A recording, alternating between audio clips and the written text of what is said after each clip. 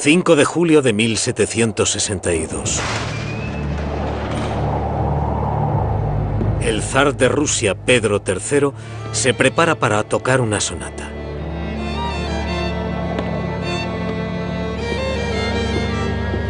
Será la última que toque. Los propios hombres de la guardia del zar le hacen una visita y le dejan estrangulado en palacio. En San Petersburgo, la élite del ejército lanza una rebelión, un golpe de estado para sacar al zar del trono y reemplazarlo por una mujer, su propia esposa. Una princesa alemana que pasará a la historia como Catalina la Grande. Catalina fue una de las más grandes monarcas de la época. Consolidó la posición de Rusia como gran potencia.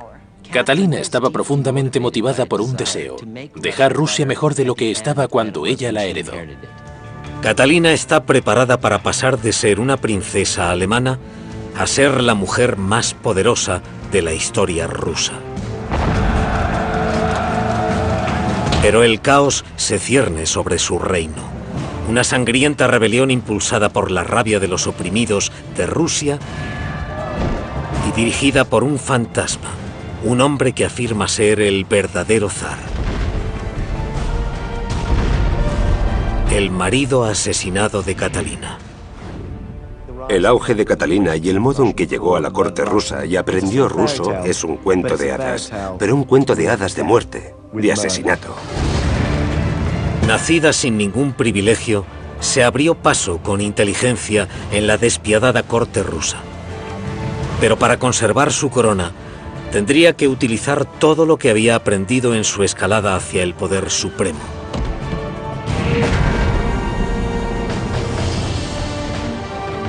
Catalina la Grande.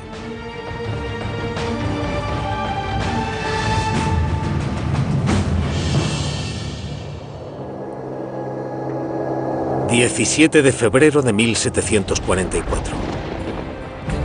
La corona rusa es un premio peligroso, difícil de reclamar y más difícil aún de mantener. Nadie lo sabe mejor que la actual emperatriz de Rusia, Isabel Petrovna Romanova. Isabel dirige un vasto imperio, hogar de un puñado de la gente más rica del mundo y un campo de esclavos para millones de personas. En Rusia, los hombres y las mujeres pueden comprarse y venderse como ganado, y cada alma del imperio existe para servir a la voluntad de la corona. La emperatriz es la última heredera de pura sangre de la dinastía imperial Romanov, pero incluso ella ha tenido que trepar a empujones hasta el trono. Ahora, para reforzar su posición de poder, Isabel necesita otra cosa: un heredero. La emperatriz, bebedora habitual, no tiene hijos propios. Isabel se dio cuenta muy pronto que podría ser beneficioso para ella designar un heredero y empezar a prepararlo, y por eso mandó traer a su sobrino alemán y lo nombró su heredero. El chico tomó el nombre de Gran Duque Pedro. El único trabajo que quedaba por hacer era encontrarle una novia a su sobrino, una chica que pudiera producir la próxima generación de Romanovs. En invierno de 1744, Isabel mandó llamar a una princesa alemana de 14 años.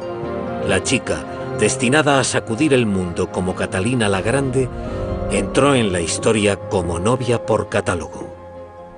Catalina venía de una familia nada adinerada, pero muy bien relacionada.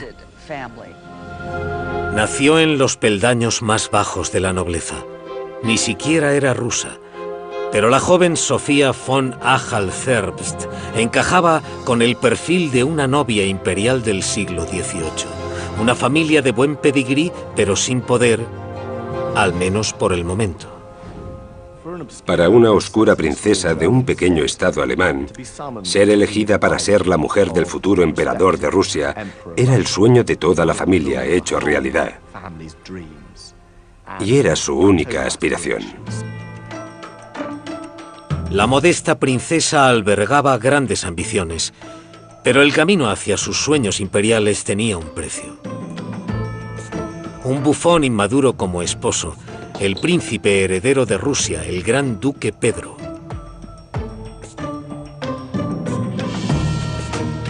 Pedro había nacido y había sido criado en el ducado alemán de Holstein. El heredero al trono ruso era alemán, tenía 16 años y desdeñaba los libros, la política y a Rusia. Pedro se mantenía alejado de todo lo ruso. Miraba con desprecio la cultura, la sociedad y la religión rusa como algo inferior a su crianza alemana.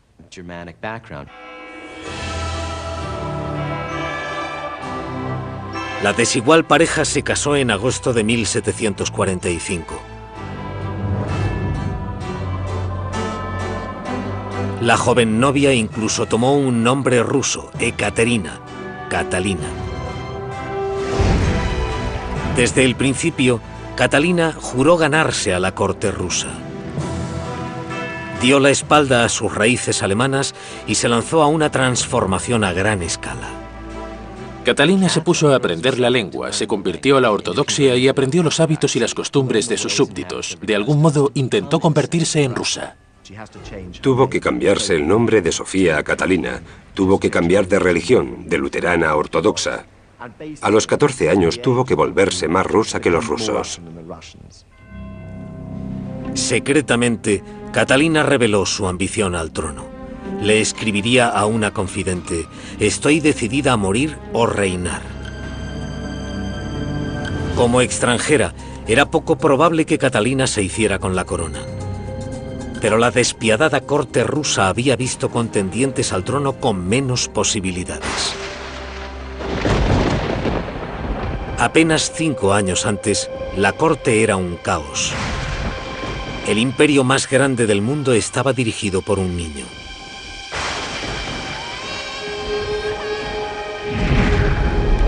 Tras la muerte de Pedro el Grande, las facciones rivales lucharon por la supremacía durante 15 años. En 1740, la corona fue a parar a la cabeza más insólita de todas, la de Iván VI, un bebé que ni siquiera tenía un año. Que un bebé ganara la sucesión del trono autocrático fue una absurdidad que realmente supuso la quiebra de la política de la época. Fue la madre de Iván la que lo situó en el trono. Evidentemente no podía gobernar por sí mismo y lo más probable era que durase muy poco. El derecho al trono de Iván se apoyaba en su linaje, ya que era un pariente lejano del zar Pedro el Grande. Pero un derecho de nacimiento no era suficiente para asegurarse la corona. Era una época en la que el asesinato, la intriga y una sucesión caótica hacían que la política fuera totalmente incierta. Para hacerse con el poder en esta época de inestabilidad, lo importante era tener apoyo armado. En San Petersburgo, la capital rusa, la fuerza que importaba era la de la Guardia Imperial. Nadie se hacía con el trono o se sentaba en él demasiado tiempo sin el apoyo armado de los todopoderosos guardias. Apenas 12 meses después de que el bebé fuera coronado, Isabel Romanova, hija de Pedro el Grande, reunió a la Guardia Imperial. Les ordenó que encerrasen al pequeño emperador, su propio primo, y ella misma se hizo con el trono.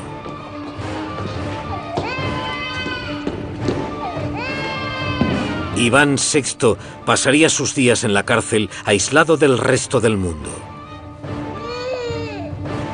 Su destino fue una lección sobre el peligro que suponía el trono ruso. Una lección que incluso su carcelera, la nueva emperatriz Isabel, se tomó muy a pecho. La emperatriz Isabel no tuvo valor para asesinarlo. Era una compasiva mujer rusa, pero ordenó que si algún día se le intentaba liberar para que volviera al trono, debía ser asesinado instantáneamente por sus guardias.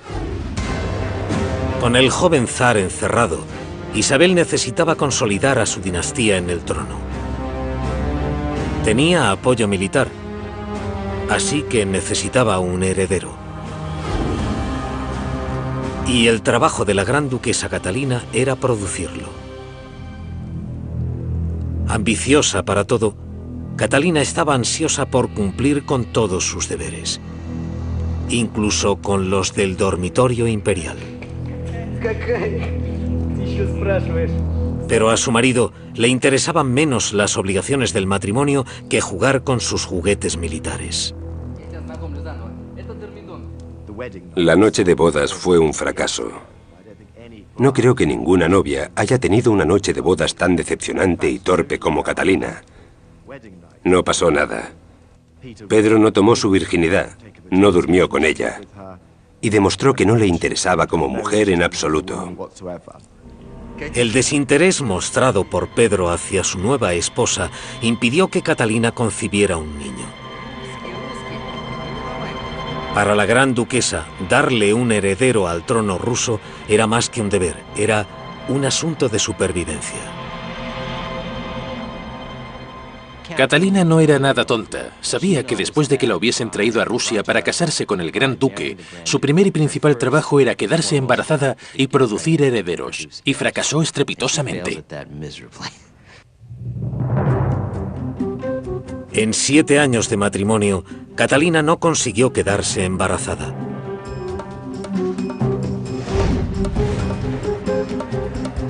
Los rumores de la corte afirmaban que Pedro era impotente.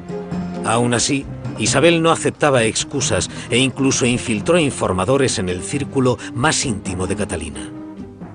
La vigilancia a la que la emperatriz Isabel sometía a Catalina se volvió más intensa. Intentaba averiguar qué sucedía con el gran duque y la gran duquesa, por qué no había niños. Al final, después de unos 7 años, Isabel decidió que no estaría mal dejar que Catalina se familiarizase con los asuntos sexuales y que se buscara 1 o 2 amantes. En los salones de la corte corrió el rumor de que Isabel miraría hacia otro lado si la gran duquesa debía apartarse del matrimonio para engendrar un heredero. Para la emperatriz, Catalina era simplemente una barriga, pero a los 23 años también era virgen.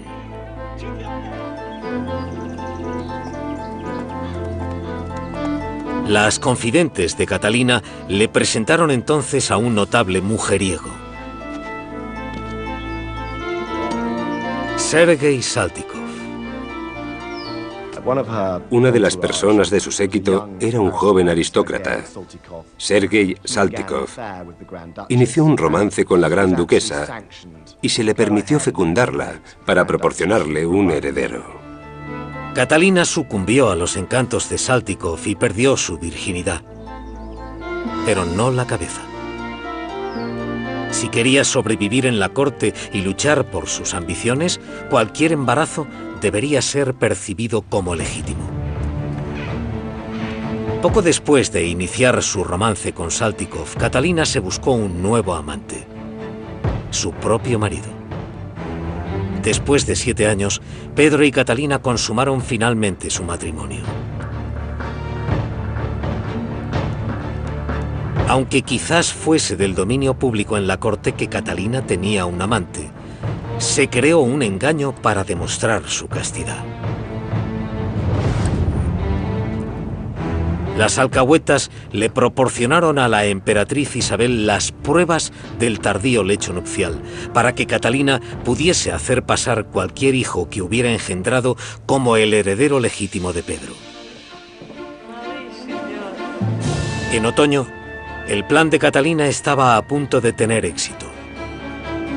Al fin, la gran duquesa estaba embarazada. Discretamente, la corte se preguntaba si el padre era en realidad su marido, Pedro, o su amante, Sergei Saltykov. Catalina nunca confesaría su secreto. Diciembre de 1752. La seguridad de Catalina recibió un revés al perder un bebé en un aborto espontáneo. El año siguiente volvió a abortar. Cada año que pasaba sin heredero, la posición de Catalina corría más peligro. Si no podía dar a luz a un niño sano, Podía verse despojada de sus títulos reales y ser encerrada en un convento, o enviada de vuelta a Alemania, y una nueva lucha de poder podía consumir Rusia, en la lucha por la corona de los zares.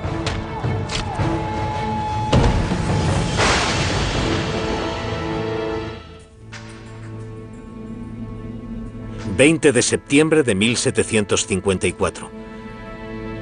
La emperatriz Isabel Petrovna, la hija de Pedro el Grande, tiene motivos para celebrar.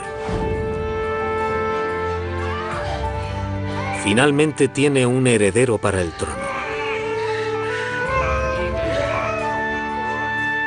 Catalina había llegado desde un distante estado alemán, se había casado con un miembro de la dinastía Romanov y se había convertido en rusa. Tras 9 años de matrimonio y 2 abortos, Catalina terminó el trabajo para el que la habían escogido. Dio a luz a un heredero para el trono ruso, un niño sano, el gran duque Pablo. La emperatriz Isabel reclamó su premio rápidamente y se marchó con él. Isabel pensaba criar al niño como si fuese suyo. Catalina pudo dar finalmente a luz no solo a un bebé, sino también a un niño, que era lo que todo el mundo quería. Y no recibió el apoyo de la emperatriz Isabel ni de su marido el gran duque, sino que estos entraron y le quitaron al joven Pablo de los brazos. Fue muy desagradable. Dejaron a Catalina sola durante horas después de dar a luz. Nadie se preocupó por ella. Tras cumplir con su deber dinástico, Catalina fue abandonada por la emperatriz y por su marido. La separación del bebé Pablo abrió un abismo entre madre e hijo. E hizo que Catalina se diese cuenta de algo gravísimo. Su lugar en la corte rusa distaba mucho de ser seguro. La corona de los Romanov tenía ahora varios aspirantes, todos lejos de ser perfectos. Y Catalina no era uno de ellos.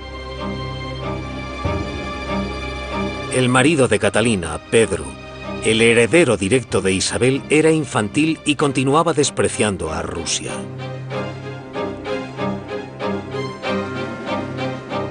El gran duque Pablo, la siguiente generación, albergaría para siempre dudas de su derecho de nacimiento.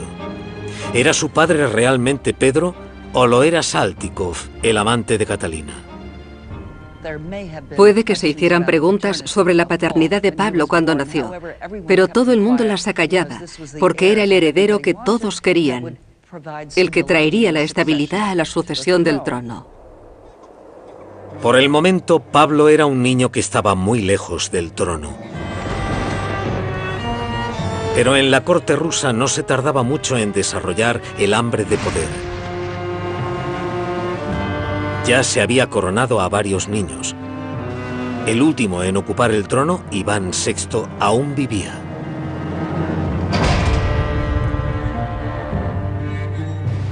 Durante la mayor parte de su vida, Iván había sido un prisionero que crecía en aislamiento. Su existencia se había borrado. Los guardias se referían a él como el prisionero sin nombre número 1. No había recibido educación, así que creció siendo una especie de idiota, sin formación. Nadie le había hablado, solo había visto el interior de su celda, pero curiosamente sabía que era emperador, así que por un lado sabía que era el monarca legítimo, por otro era un bobalicón. En 1756, Iván recibió una visita. La emperatriz Isabel. La emperatriz sabía que si su prisionero ganaba apoyo, amenazaría su reino y probablemente su vida. 15 años después de deponerlo, Isabel necesitaba saber si el niño albergaba alguna ambición de hacerse con la corona. En parte sentía una fascinación por ese joven monstruo, atrapado en su celda, pero también sentía un interés político, legítimo, por saber si ese hombre podía ser un auténtico rival por el trono.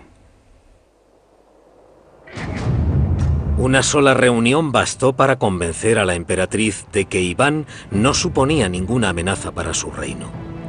Segura en el trono, podía concentrarse en los enemigos de fuera del imperio. En Europa, el ambicioso rey de Prusia, Federico el Grande, lanzó una cruzada para anexar Polonia a su nuevo imperio germánico, amenazando la dominancia regional rusa.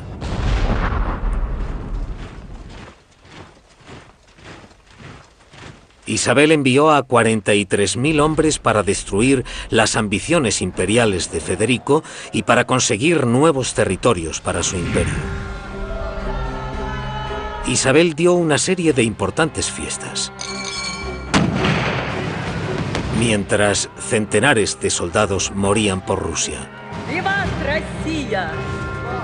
Catalina aprendió de la emperatriz las despiadadas estrategias para construir un imperio, pero su marido Pedro no apoyaba a los rusos. Pedro idolatraba al enemigo de Rusia, Prusia, y a su rey germánico, Federico. Pedro copiaba sus ideales militares e incluso su ropa del modelo alemán. Su pasión por todo lo alemán hizo que en la corte pasaran de considerarle una molestia a considerarle casi un traidor. Entre los que despreciaban al gran duque Pedro había dos excombatientes de la guerra, los hermanos Orlov, Alexei, con la cara marcada, y su hermano mayor, Grigori, un comandante del ejército ruso. La valentía de Grigori Orlov era legendaria. En la batalla de Zondorf había sido herido 3 veces, pero había seguido dirigiendo la lucha. Sus heroicidades le habían valido la devoción de la Guardia Imperial y le habían convertido en el centro de atención de los salones de San Petersburgo. El celebrado guerrero contrastaba mucho con el juvenil marido de Catalina, que adoraba a los alemanes. Orlov era un verdadero héroe ruso, herido en la batalla contra los prusianos, y uno de los 5 hermanos que estaban en el corazón del regimiento de los guardias. La Guardia Imperial tenía suficiente poder para determinar quién se sentaba en el trono ruso. El poder que Grigori Orlov tenía sobre ellos y su atractivo personal resultaron una combinación irresistible para la gran duquesa. En Orlov, Catalina encontró algo más que un amante. Con él puso los cimientos de su propio poder. Sabía que tenía que construir alianzas, que estaba un poco abandonada, sola, debido a la relación con su marido que cada vez se deterioraba más. Sabía que necesitaba encontrar aliados políticos que la defendieran si su marido, el gran duque, decidía volverse contra ella. Para la escasa élite de los ricos nobles del imperio, la guerra era una época de celebración. Pero para el empobrecido pueblo ruso solo había desesperación. Puede que fuera la emperatriz la que declarara la guerra, pero eran los pobres los que luchaban y morían por su imperio. Se reclutaba a los campesinos para el servicio militar y entre ellos había un grupo especialmente apreciado por el ejército: los cosacos, los legendarios jinetes del sur de Rusia.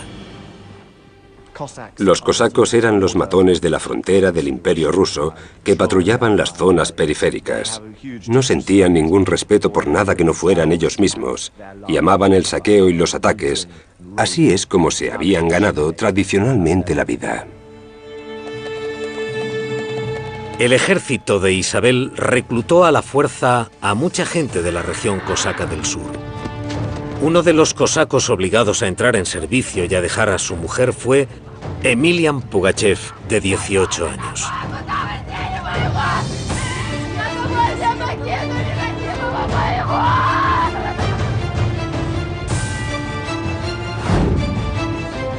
El ejército transformaba a los hombres como Pugachev, un jinete libre y orgulloso, en esclavos militares. Sus primeras heridas de guerra llegaron de la mano de su propio comandante, que mandó que le azotaran por no evitar el robo de un caballo.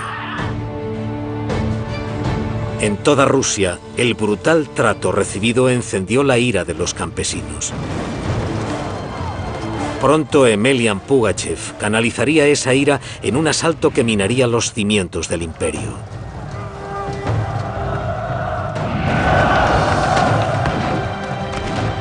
En el frente, la guerra seguía. En diciembre de 1761, los prusianos luchaban por conservar la zona de las afueras de Berlín. Con el ejército ruso decidido a destruir su imperio, el rey Federico sopesó el suicidio. Pero en San Petersburgo, la emperatriz rusa de 52 años también se enfrentaba a la muerte. Tras una vida de excesos, Isabel se vino abajo.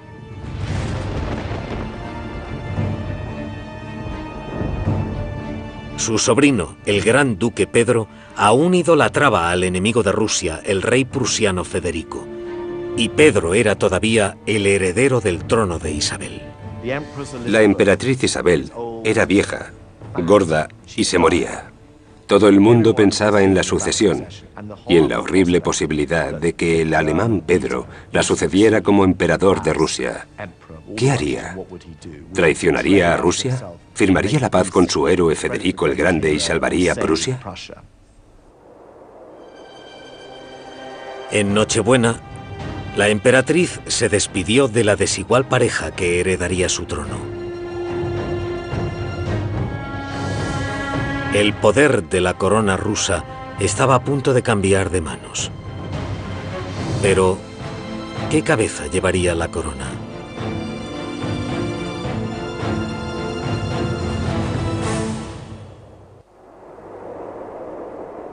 Navidad, 1761.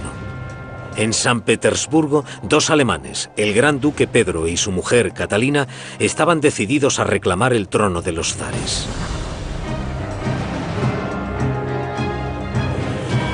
En el frente, Rusia había herido de muerte al ejército prusiano.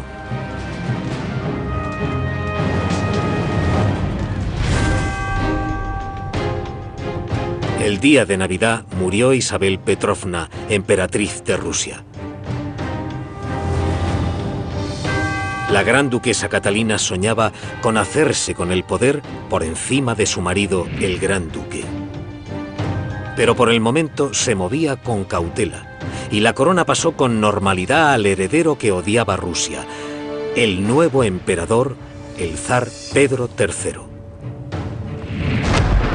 Poco después de hacerse con el trono, Pedro destruyó los triunfos de 6 años de guerra. Las tropas rusas tenían a Prusia y a Federico el Grande al borde de la derrota. Pero Pedro declaró una tregua. Ofreció al enemigo unos generosos acuerdos de paz. Incluso devolvió algunos territorios conquistados. Una de las primeras cosas que hizo fue terminar con la guerra, lo que causó una gran conmoción en el ejército. Y creó un montón de resentimiento hacia el zar, porque fue una de las primeras cosas que hizo al llegar al trono. La equivocada paz con Prusia de Pedro rescató a su héroe, Federico el Grande, de la aniquilación. También hizo desaparecer cualquier posible apoyo de los militares que el nuevo zar pudiera esperar. En un momento ofendió a todo el ejército, a todos los héroes de la guardia, a los hermanos Orlov, a todo el mundo. Y todo el mundo deseaba que Catalina se hiciera con el trono. Catalina, una princesa alemana, era la emperatriz de Rusia. Pero solo por matrimonio. Su ambición le exigía más que ser la esposa del zar ruso. Sabía que tenía que esperar antes de intentar reclamar el trono para sí misma. No creo que estuviera preparada mentalmente. No creo que la guardia se lo hubiera permitido en ese momento. Tenían que ver qué iba a ser Pedro, cómo iba a ser como gobernante. Sospechaban que sería un emperador horrible, pero por el momento no había pruebas. Así que era mejor para ella esperar hasta que él demostrara que era un emperador incapaz e incompetente. La tregua de Pedro con Prusia conmocionó a la nobleza rusa. Pero los soldados del frente se alegraron de verse liberados de la condena a muerte que significaba la guerra. Para los campesinos rusos, un nuevo zar significaba un destello de esperanza. Pedro III podía ser el salvador que aliviara las penalidades de la servidumbre. Pero para los nobles patriotas rusos, el tratado de paz de Pedro olía a traición. La decisión enfureció incluso a aquellos que estaban más cerca del zar, incluidos Grigori Orlov y su hermano, el capitán de la guardia de palacio Alexei. Pedro insultó a la Guardia Imperial cambiando el color de su uniforme, del verde ruso al azul prusiano.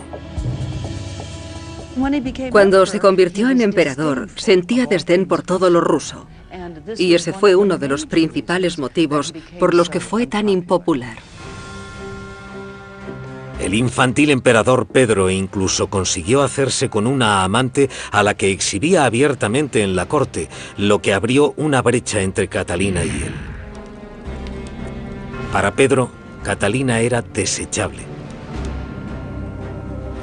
Pero no sabía que sus propios guardias, los hermanos Orlov, estaban del lado de Catalina. Grigori Orlov y su hermano fueron cruciales para la seguridad de Catalina desde el momento en que la relación con su marido empezó a deteriorarse rápidamente. Eran sus protectores, sus conspiradores. Como Pedro III ofendía a todas las capas de la sociedad rusa y era profundamente odiado, los regimientos de la Guardia empezaron a planear la subida al poder de Catalina. En primavera, los hermanos Orlov tenían a la Guardia Imperial preparada para un golpe de Estado. El zar Pedro no tenía ni idea. Pero pronto conocería en primera persona el precio de perder el trono. Se encontró con el prisionero más notable de Rusia, que una vez había sido el emperador Iván VI. El prisionero sin nombre número 1 había pasado 20 de sus 21 años confinado. Y como su predecesora Isabel, Pedro III planeaba asegurarse de que se quedara allí. Pedro III da la orden de que si alguien intenta liberar a Iván VI, maten a Iván inmediatamente. La Guardia sabe lo que debe hacer, es una orden secreta. En San Petersburgo empezó a correr el rumor de que la gran duquesa Catalina pronto sería la siguiente prisionera sin nombre. Su relación con Pedro se había desintegrado y había pasado de ser correcta a ser abiertamente hostil. Pedro podría estar planeando deshacerse de Catalina. Las relaciones se habían roto entre ellos dos, y también corría el rumor de que Pedro tenía planes para Catalina, planes consistentes en encerrarla en un convento. Los aliados de Catalina, los hermanos Orlov, tenían el apoyo de la Guardia Imperial. Y con un imbécil en el trono, los guardias se prepararon para lanzar un golpe de Estado en nombre de Catalina. Era un juego sangriento. Si buscabas el poder y fallabas, no te iba nada bien. Las apuestas eran muy altas, porque si ganabas, ganabas muchísimo. Pero si perdías, significaba el destierro, el exilio o incluso podía significar la muerte. En una fiesta en junio, Pedro, borracho, se había ido de la lengua. Había llamado públicamente tonta a su mujer. Los Orlov lo tomaron como una señal de que el zar planeaba deshacerse de Catalina. 21 de junio de 1762. La policía de Pedro detuvo a uno de los colaboradores de los Orlov. Alexei Orlov partió hacia la finca de Catalina para avisarle de que podía ser que hubieran descubierto su tapadera. Alexei Orlov fue el que literalmente la despertó y le dijo: ha llegado el momento. Se dieron cuenta de que aunque sus planes no estuvieran preparados, tenían que moverse o podían no volver a tener una oportunidad. Había llegado el momento de que Catalina se hiciera con la corona de su marido. Se puso un uniforme militar y reunió a los guardias de la ciudad. La Guardia Imperial le dio la espalda al zar que adoraba Prusia y apoyó a Catalina. Pero ¿estaba el pueblo ruso dispuesto a ver a una princesa alemana tomar el trono ruso para sí?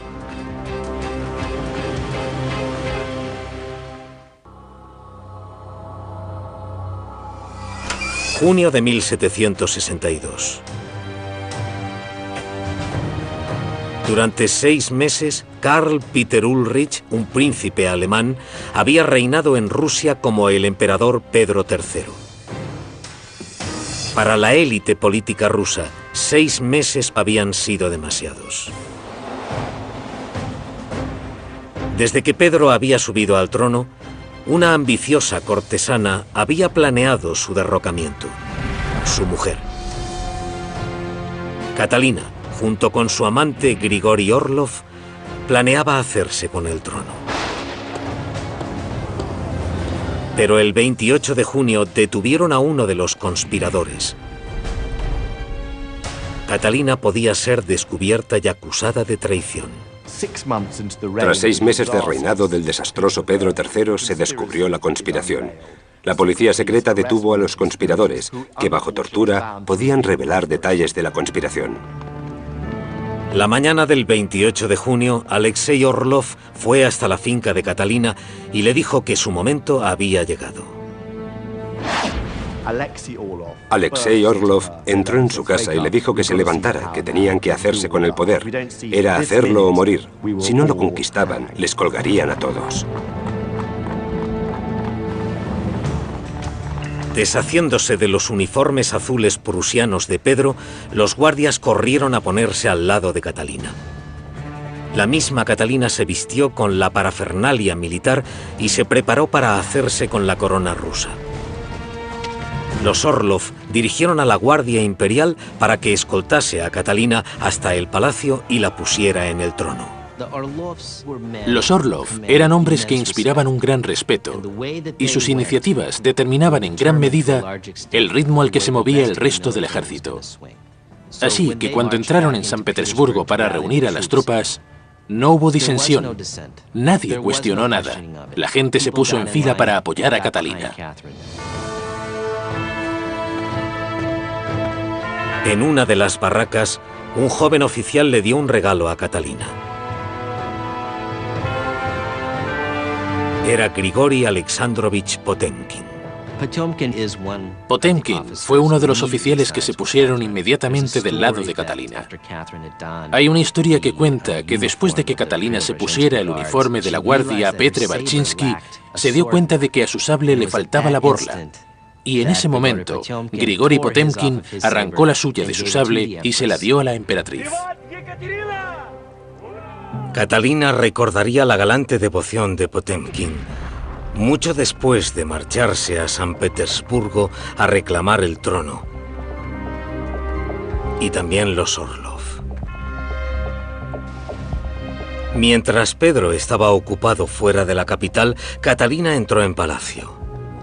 La nobleza de San Petersburgo corrió a unirse al golpe. En la catedral de Kazán, la élite rusa proclamó a Catalina nueva emperatriz de Rusia.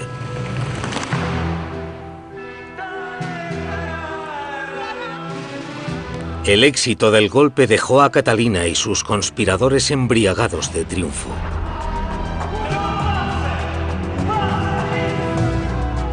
Durante días, la nueva emperatriz no paró de exclamar: «Mi gran y poderoso imperio». Pero una sombra se cernía sobre su trono robado, la sombra de su marido, Pedro, el legítimo emperador de Rusia. Tras el golpe, Pedro se quedó en un palacio de las afueras, esperando su destino. Tras entregar su trono, lo que Pedro quería era volver a su patria alemana en paz.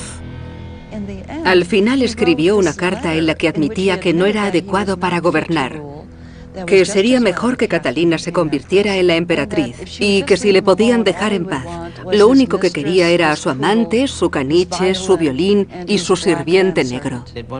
Al final, solo suplicaba que le dejasen volver a Alemania, que se callaría y que no sabrían nada más de él. Pero enviar al emperador depuesto al exilio no era una opción. Catalina sabía que al llegar a Europa, Pedro atraería a la oposición y podría volver para reclamar su trono. Los hermanos Orlov idearon una solución más permanente: Casi podemos imaginar a Catalina en palacio, sentada a la mesa con los Orlov, pensando qué hacer con Pedro. Y podemos imaginar a los Orlov diciendo que podría sufrir un accidente. Y a Catalina diciendo, o no diciendo, sino dando a entender de otro modo que eso sería un placer para ella. 5 de julio. Encerrado en un palacio aislado, el antiguo zar Pedro se consolaba con su violín. De repente, recibió a unos visitantes inesperados, dirigidos por Alexei Orlov.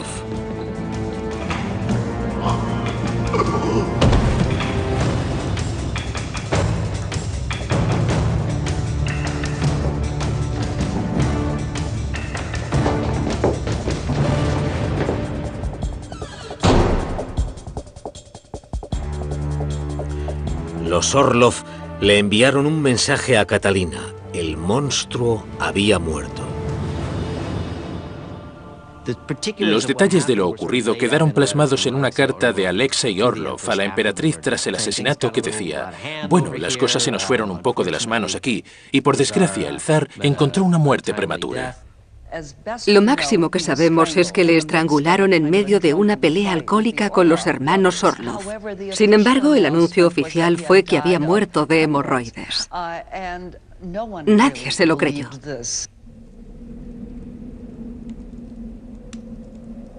El zar traidor había muerto.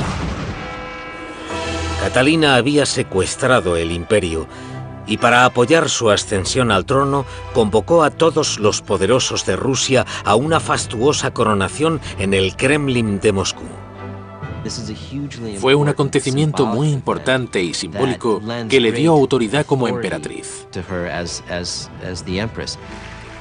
Catalina emitió inmediatamente manifiestos detallados en los que establecía su derecho al trono y su necesidad de hacerse con él para salvar a Rusia de la ruina. Después planeó una inteligente coronación de una semana de duración, a la que invitó a los principales embajadores y monarcas de Europa para consolidar su legitimidad. Pero la pompa y la ceremonia de su coronación no podían ocultar los hechos. Catalina no había nacido en la línea de sucesión del trono ruso. Para hacerse con el poder, había derrocado al emperador legítimo y había promovido su asesinato. Y ante muchos ojos, reinaba solo como regente hasta la llegada del siguiente zar legítimo. Su hijo de 8 años, el gran duque Pablo. Podía ser que Catalina llevara la corona, pero para mantenerse en el poder del imperio ruso le haría falta más que suerte y amigos en la Guardia Imperial.